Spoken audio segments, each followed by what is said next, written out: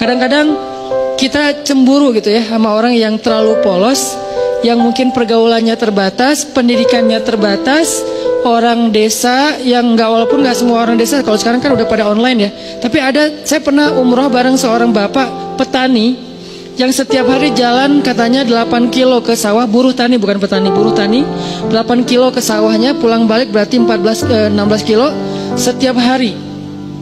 Dan ketika berangkat umroh, itu orang yang lain kadang-kadang namanya orang dari satu grup ya, ada aja masalah kayak masalah di dalam kamar. Misalnya kayak satu grup kita ngambil yang kuat 4 orang, ada yang nggak senang AC-nya dingin lah, ada yang nggak bisa tidur kalau lampunya nyala lah, yang lain harus nyala, yang satu nggak bisa nyala, ada yang kalau di kamar mandi paling lama sendiri, jadi pada ngantri, ada aja masalah. Tapi ini orang nggak pernah ada masalah.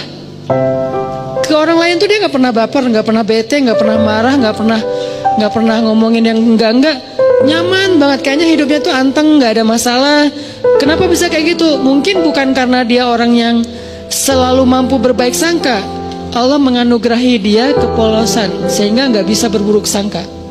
Dia nggak bisa berbaik sangka dan juga nggak bisa berburuk sangka, ya gitu-gitu aja.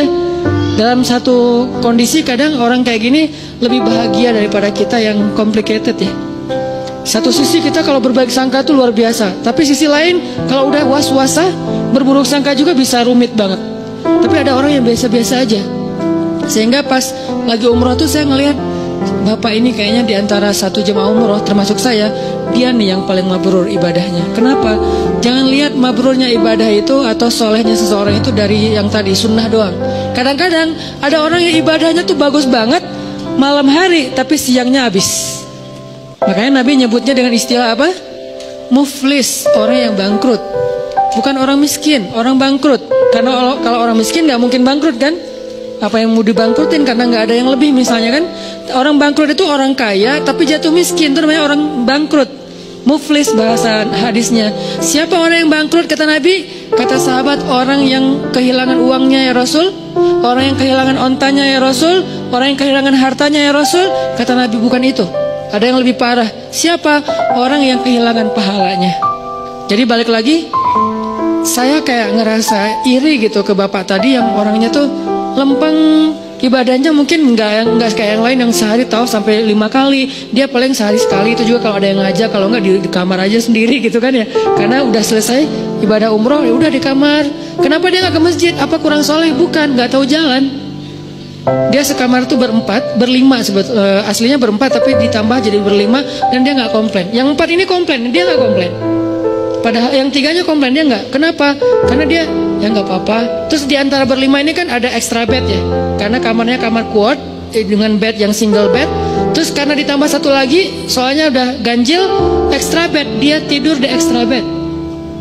Yang notabene extra bed itu nggak seperti yang biasa, kurang empuk. Terus dari bawahnya tuh per bunyi-bunyi gitu, terus sakit badan. Tapi dia mau, padahal dia bayar sama dengan yang lain.